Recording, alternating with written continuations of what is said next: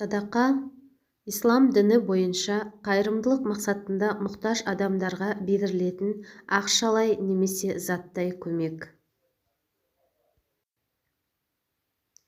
Алла ризалығы үшін жасалған әрбір іс пен берілген затқа садақа дейміз. Берілетін садақаның үлкен кішісі болмайды. Не берілсе де ықыласпен Алла разылығы үшін берілуі қажет.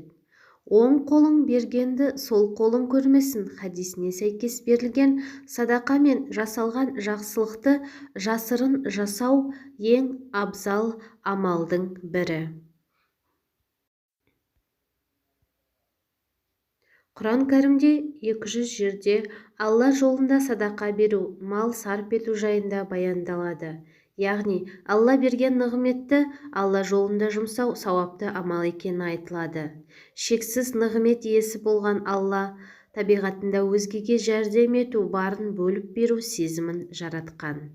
Жасалатын жақсылық істің садақа болуы үшін діни тұрғыдан 3 ерекшелікке ие болуы керек. Мұқтаж жанға беру, Алла разылығы үшін берілуі, берілген садақа өз мүлкінен адал табысынан болуы тиіс.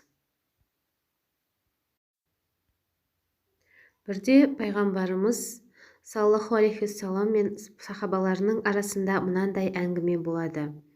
Пайғамбарымыз әрбір мұсылман садақа беруі тиіс дейді. Сахабалардың бірі: Алланың елшісі, таппаған адам не істейді?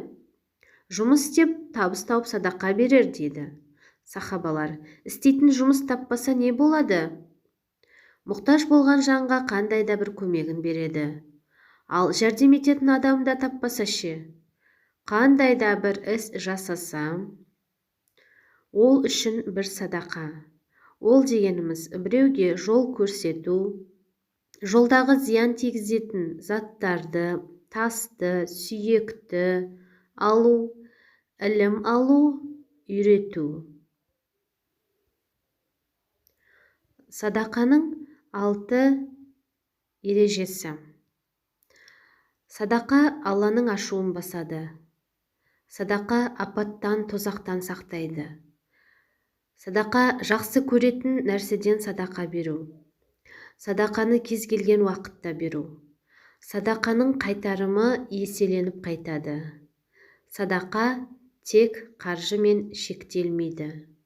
Сауапты іс жасау үшін тек қаржылай немесе заттай беру міндетті емес. Жақсы ниетпен жасалған әрбір ісіміз садақа болатынын мына хадистер баян етеді. Тирмизи: әрбір жақсылық садақа. Ахмад Ханбал: жақсы сөз садақа. Байхаки: күлімсіреген жүзбен сәлем беру садақа. Тирмизи: дін бауырына күлімдеп сәлем беру садақа. Муслим: жақсылыққа шақырып, жамандықтан тыю садақа. Бауырына қарсы күлімсіреу бір садақа. Жақсылыққа шақыру, жамандықтан қайтару да садақа. Жолдан адасқанға жол көрсету садақа. Зағип жанға көмек беру садақа. Жолдан тас, тікен, сүйек секілді нәрселерді алып тастау садақа. Өз шелегіңнің бауырыңның шелегіне су құю да садақа. Тирмизи.